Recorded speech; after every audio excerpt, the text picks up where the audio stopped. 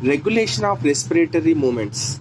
Human beings have a significant ability to maintain and moderate the respiratory rhythm to suit the demands of the body tissues. To suit the demands of the body tissues. This is done by the neural system. Neural system తో ఇదల్లా control అవుతుంది. A special centre present in the medulla oblongata of your brain. So చూడండి, medulla oblongata రీజన్లో మనకు ఒక special centre ఉంది. అది ఏంది అంటే respiratory rhythm centre is primarily responsible for this regulation rhythm లేదా రెస్పిరేటరీ రిథమ్. ఓకే, రెగ్యులేషన్ రిథమ్ని కంట్రోల్ చేయడానికి కానీ లేకుంటే రెగ్యులేషన్ రిథమ్ రెస్పిరేటరీ రిథమ్ని కంట్రోల్ చేయడానికి కానీ ప్రైమరీగా మనకు ఏ సెంటర్ అంటే ఇదనమాట, respiratory rhythm centre important. Another centre present in the PONS parts of the brain system called the pneumotoxic. Another center present in the PONS parts of the brainstem called the pneumotoxic center can moderate the functions of the respiratory rhythm center. Respiratory rhythm center యొక్క పనులను కొంచెం మార్పు చేస్తుంది. ఇదొక centre, అదొక centre ఇందాక మాట్లాడేది. Neural signal from this pneumotaxic centre can reduce the duration of inspiration. లోపలికి తీసుకునే శ్వాస అనేది నెంబర్ ఆఫ్ టైమ్స్ తీసుకుంటాం కదా, అది తగ్గిస్తుంది అనమాట. Reduce the duration of inspiration thereby alter. So ఆ విధంగా తద్వారా alter the respiratory rate. So thereby అంటే ఇది కంక్లూజన్ అనమాట. ఇది కంక్లూజన్ చెప్తుంది. A chemosensitive area is situated adjacent to the respiratory rhythm centre which is highly sensitive to carbon dioxide and hydrogen ions. Increase in these substances can activate this center. A center, respiratory rhythm center. Increase in these substances can activate this center, which in turn can send signals to the respiratory rhythm center to make necessary adjustment in the respiratory process by which these substances can be eliminated.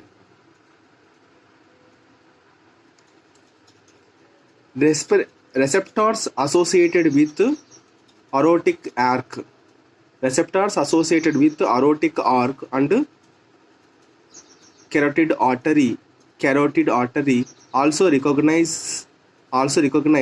changes in carbon dioxide and H+ ion concentration and send. గుర్తుపెట్టుకోండి, H+ ion కాన్సన్ట్రేషన్లో కానీ లేకుంటే carbon dioxide యొక్క కాన్సన్ట్రేషన్లో కానీ మార్పులను recognise చేస్తాయన్నమాట ఇవి. Receptors associated with aortic arch carotid artery. చూడండి ఇక్కడ ఇచ్చినటువంటి ఇక్కడ aortic artery. Okay, also recognise the changes in carbon dioxide concentration, H+ ion concentration and send necessary signals to the respiratory rhythm center and pneumotactic center. Okay, pneumotactic center.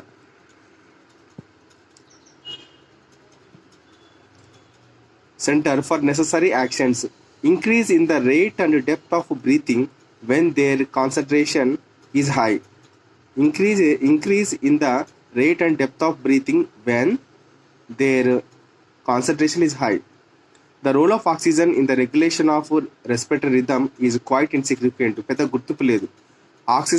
Oxygen పాత్ర respiratory rhythm రెగ్యులేషన్స్లో ఎటువంటి గుర్తింపు ఏం లేదని చెప్తున్నమాట. Respiratory volumes and respiratory capacities. Respiratory volumes and respiratory capacities. Tidal volume, దీన్నే TV అంటారు. Volume of air inspired or expired during normal inspiration or normal expiration. It is approximately 500 ml. That is, a healthy man can inhale or exhale approximately 6000 ml to 8000 ml of air per minute. Inspiratory reserve volume, the additional volume of air that can be inhaled during forced breathing. అంటే ఏంది? During forced inspiration, లోపలికి గట్టిగా ఎంత వీలైతే పీల్చుకోవడం. Forced breathing అన్నా during forced inspiration అన్నా రెండు ఒకటే. దేన్ని in addition to tidal volume, this is about 2500 ml to 3000 ml అనమాట. ఎక్స్పిరేటరీ రిజర్వ్ వాల్యూమ్ ఈఆర్వి, దీని డెఫినేషన్ అంటే the additional volume of air that can be exhaled during forced expiration. అంటే ఏంది? మనకు గాలి ఎంత వీలుంటే అంత లోపల ఉండేది బయటకు పంపేయడం, మొత్తం ముక్కి మూలిగి బయటకు పంపించినప్పుడు ఇది వస్తుంది అనమాట. In addition to the tidal volume, దీన్ని కలుపుకొని this is about 1000 ml to 1100 ml. Residual volume RV, the volume of air remaining in the lungs even after forcible expiration. అంటే ఏంది? రెసిడ్యుయల్ వాల్యూమ్ అంటే మనం ముక్కి మూలిగి మొత్తం గాలంతా వదిలేసినామనుకో, అయినప్పటికీ గుండెల్లోని ఊపిరితిత్తుల్లో ఎంతో కొంత భాగం ఉంటుంది ఎప్పుడు అనమాట. అదే 1100 ml to 1200 ml అనమాట. By adding up a few respiratory volumes describing above, అంటే పైన చెప్పిన రెస్పిరేటరీ వాల్యూమ్స్ని కూడుకొని, అంటే వివరించినట్లు కూడుకొని, one can derive the various pulmonary capacities. ఈ వాల్యూస్ అని ఉపయోగించుకొని మనం పల్మరీ కెపాసిటీని మనం ఇప్పుడు తయారు చేయొచ్చు, which are useful in clinical diagnosis of pulmonary disorders. Inspiratory capacities, the total volume of air a person can inhale after normal expiration. This includes the tidal volume and inspiratory reserve volume. IC is equal to TV plus IRV. It is about 3000 ml to 3500 ml. Functional residual capacity FRC, the volume of air that remain in the lungs after normal expiration. అప్పుడు formula FRC is equal to ERV plus RV. Vital capacity, దీన్ని VEC అంటారు. the maximum volume of air a person can breathe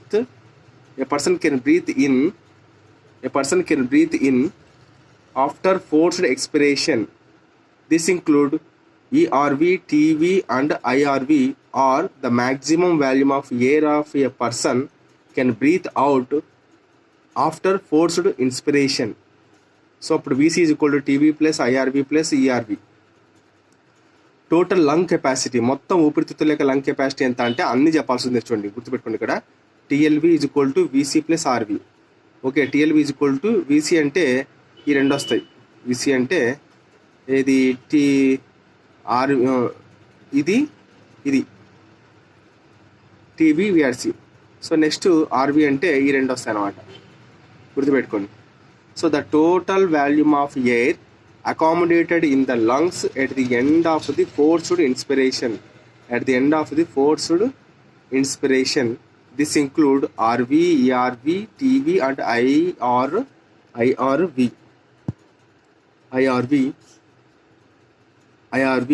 or vital capacity plus residual volume. RV, ERV, TV and IRV or vital capacity plus residual volume. చూడండి, TLV plus VC plus RV లేదా TLVనే ERV plus IRV, TV plus RV. Disorders of the respiratory system. Asthma is a disorder of difficulty in breathing caused due to inflammation of bronchi and bronchioles. It is characterized by the spasm. ఇది గుర్తుపెట్టుకోండి. It is characterized by the spasm of smooth muscles present in the wall of the bronchi and bronchioles. దీని లక్షణాలు ఏంటివంటే symptoms include coughing, difficulty in breathing and స్వీజింగ్.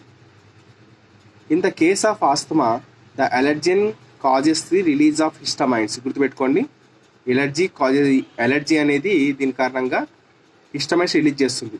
And other inflammatory substances which cause the constriction of the bronchi. Next ఎఫిసిమా.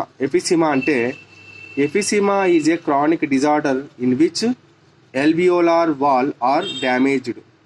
Emphysema is a chronic disorder in which alveolar wall are damaged.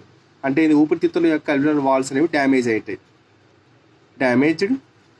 Damaged and their walls collapse due to which respiratory surfaces ఇది చూడండి ఇక్కడ spam కొలాక్సీ డిఫరెంట్గా ఉన్నాయి.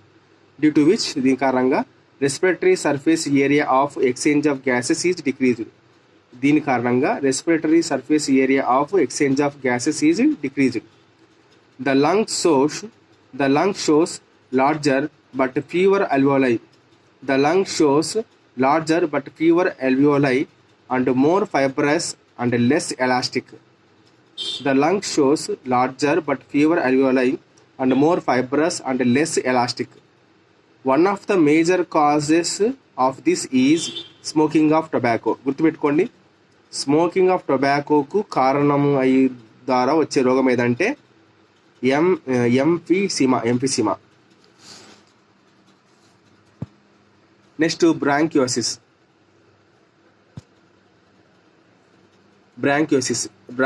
is the inflammation of the bronchi resulting in the swelling of mucous lining of bronchi, increased mucus production and decreased in the diameter of bronchi. Increase the mucus production and decreased in the diameter of the bronchi. Symptoms ఏంటివంటే chronic cough with thick mucus and sputum galla. PHLEGM పెజిలం. Next pneumonia అంటే మనకు తెలిసి వచ్చినప్పుడు వింటుంటారు pneumonia గురించి. So pneumonia is infection of lungs caused by bacteria. గుర్తుపెట్టుకోండి, pneumonia అనేది బ్యాక్టీరియా వల్ల వస్తుంది. ఆ బ్యాక్టీరియా పేరు ఏంటంటే streptococcus pneumonia.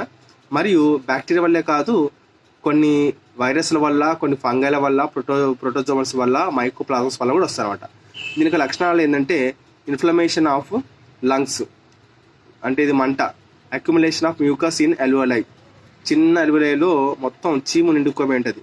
And impaired exchange of gases leading to death if untreated. మనం వాళ్ళని ట్రీట్ చేయలేకపోతే చనిపోతారు. ఇక్కడ 3 అంటున్నాడు.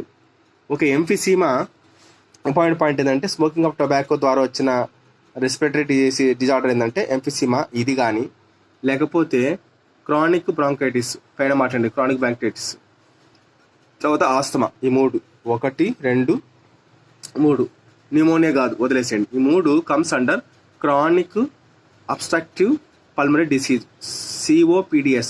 అడుగుతాడు ఎగ్జామ్లో, COPDS డిసీజ్లు ఏంటివి అంటే ఎఫిసిమా, క్రానిక్ బ్రాంకైటిస్, ఆస్తమా.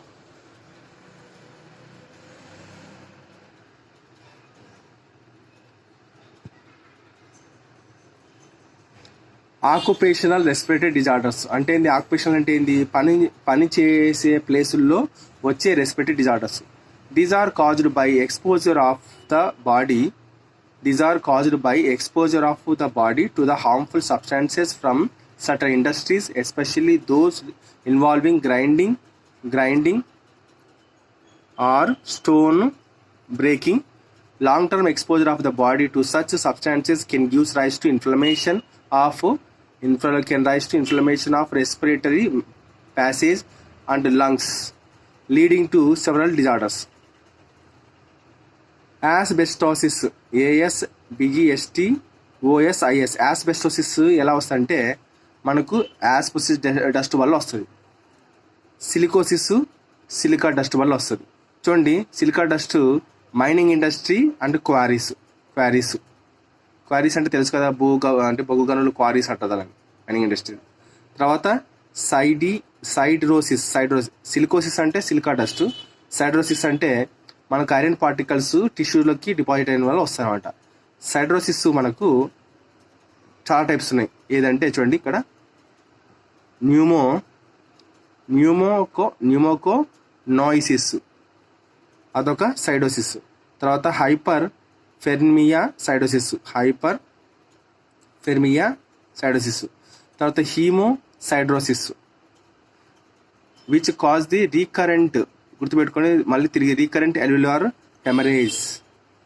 ఇది అడుగుతాడు మనకు match following. Recurrent alveolar haemorrhage వచ్చే డిసీజ్ ఏంటి అంటే ఇది. తర్వాత black lung disease coal mine వర్కర్స్లో వస్తుంది. మనం ఏమనుకుంటే బ్లాక్ లంగ్ డిసీజు వెంటనే స్మోక్ ఆఫ్ టొబాకో ద్వారా అని మనం వెంటనే దీని ఊహించుకుంటాం. కాదు, స్మోక్కి వచ్చేది ఇది, బ్లాక్ లంగ్ డిసీజ్కి వచ్చేది కోల్ మైన్ నుంచి. మరి చూడండి, మైనింగ్ ఇండస్ట్రీస్ వేరు, కోల్ మైన్ ఇండస్ట్రీ వేరు. ఇదేంది సిలికాన్ మైనింగ్ ఇండస్ట్రీ క్వారీస్, ఇది సిలికాసిస్. కోల్ మైన్ బొగ్గు గనుల వర్కర్స్లో వచ్చేది black lung disease. Black lung disease అంటే వెంటనే మనకు స్మోక్ గుర్తొస్తుంది, తప్పు. ఇది okay. It is a lung disease that develop from inhalation of coal dust. It is common in long term coal mine workers. Alveoli, thin-walled, irregular, highly vascularized bag-like structure that form the sites of exchange of gases in the lungs. దానినే alveoli అంటారు. Bohr effect of carbon and hydrogen on the oxygen affinity of hemoglobin. Effect of carbon dioxide కావచ్చు, effect of hydrogen ion concentration కావచ్చు on the oxygen affinity of hemoglobin. Okay, ఈ రెండు కూడా haemoglobin యొక్క oxygen affinity మీద దెబ్బతీస్తే దాన్ని Bohr effect అంటారు. Carbonic anhydrase fastest known enzyme and enzyme present in RBC. ఆర్బీసీలో ఉండే ఎంజైమ్ ఏదంటే highly concentrated carbonic anhydrase that catalyses the formation of carbonic acid from carbon dioxide and water. చూడండి, carbon dioxide వాటర్తో form అయ్యేది carbonic acid. దీన్ని form కావాలంటే ఈ enzyme ఉండాలి, fastest known enzyme. Okay, its dissociation into H+ and HCO3. Chemosensitive area. It is an area situated adjacent to the respiratory rhythm center. It is highly sensitive to carbon dioxide and H+ ion concentration. Chloride shift. Exchange of chloride and bicarbonate ions between erythrocytes and plasma. అంటే erythrocytes అంటే ఏంటి? RBC, వాటి మధ్యన exchange plasma. It is also called Hamburg's phenomena.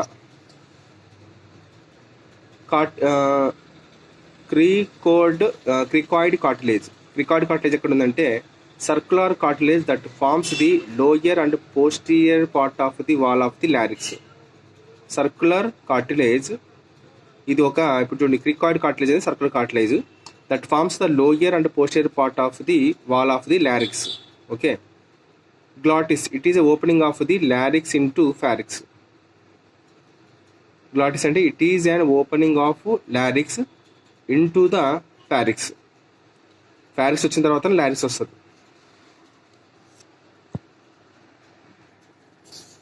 Intercostal muscles that extend in between ribs and help in bringing breathing movements.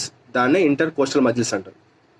న్యూమోటాక్సిక్ centre ఇది ఎక్కడ ఉంటుంది? It is present in the pons region of brain and can moderate the functions of respiratory rhythm centre.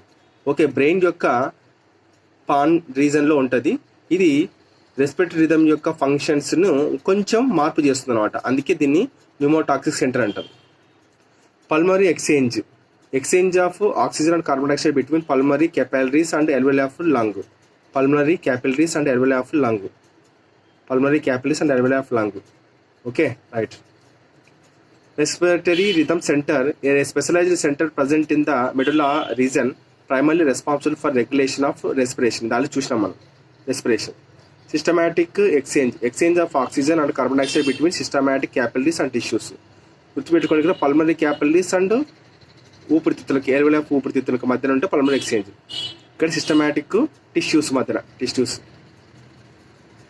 Okay, టిష్యూస్కి systematic capillaries మధ్యన tissues చూపిస్తా చూడండి. ఇది మీకు తర్వాత చూపిస్తాను tissues. Okay, thyroid cartilage, the largest cartilage that support the ventral lateral walls of the larynx. Okay, ventral and lateral walls of the larynx, దీన్నే largest cartilage అంటే థైరాయిడ్ కార్టిలేజ్ని. Largest cartilage that support the. Okay, చూడండి ఇక్కడ thyroid cartilage, ఇక్కడ క్రికాయిడ్ cartilage చూపిస్తాను, ఈ రెండు చూపిస్తా. తర్వాత vocal cord, A pair of thin stands of yellow elastic fiber that extend between thyroid and arytenoid cartilages. అంటే ఇది థైరాయిడ్ కార్టిలేజ్ మధ్యన అరిటనాయిడ్ కార్టిలేజ్ మధ్యన ఎల్లో ఎలాస్టిక్ ఫైబర్స్ ఎక్స్టెండ్ అయి ఉంటాయి అనమాట. ఏది కూడా ఏంది జత, a pair of thin strands, దాన్ని వోకల్ కార్డ్స్ అంటారు. This helps in the production of sound.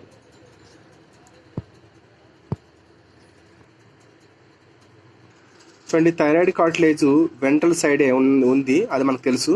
Lateral walls of the larynx, చూడండి లాటరల్ వాల్స్, థైరాయిడ్ కార్టిలేజ్ అనేది లాటరల్ వాల్స్ ఆఫ్ ది గొంతుకి చుట్టుపక్కల సైడ్ పక్కన మనకు లాటరల్ వాల్స్ ఆఫ్ ది లారిక్స్కి ఉందన్నమాట. ఇది వెంట్రల్ సైడే ఉంది, లాటరల్ వాల్స్ ఆఫ్ ది లారిక్స్ మధ్యనే ఉందన్నమాట. ఇది క్రికాయిడ్ కార్టిలేజ్ చూడు ఎలా ఉంది, ఇది సర్క్యులర్ ఉంది. తర్వాత వచ్చేసి లోయర్ కింద posterior part of the larynx, lower and posterior part of the larynx. Okay, ఇది థైరాయిడ్ గ్లాండ్, 2 లోబ్స్ ఉన్నాయి. ఇది ట్రాకియా, గుర్తుపెట్టుకోండి, వెరీ ఇంపార్టెంట్. కార్టిలేజ్ కల్లా హైయెస్ట్ లార్జెస్ట్ కార్టిలేజ్, బాడీలో లార్జెస్ట్ కార్టిలేజ్ అంటే థైరాయిడ్ కార్టిలేజ్, గుర్తుపెట్టుకోండి, వెరీ ఇంపార్టెంట్. చూడండి ఈ ఫేస్ మీద ఉండేటి మనకు చాలా ఇంపార్టెంట్ పార్ట్స్ బాగా ఉపయోగపడతాయి. చూడండి వెరీ వెరీ ఇంపార్టెంట్, ఎప్పుడైనా ఫ్యూచర్లో ఉపయోగపడవచ్చు. ఇది మహంభాగం వెంట్రల్ సైడ్, మనది డార్సల్ సైడ్. చూడండి థైరాయిడ్ కార్టిలేజ్ ఏంది వెంట్రల్ సైడ్.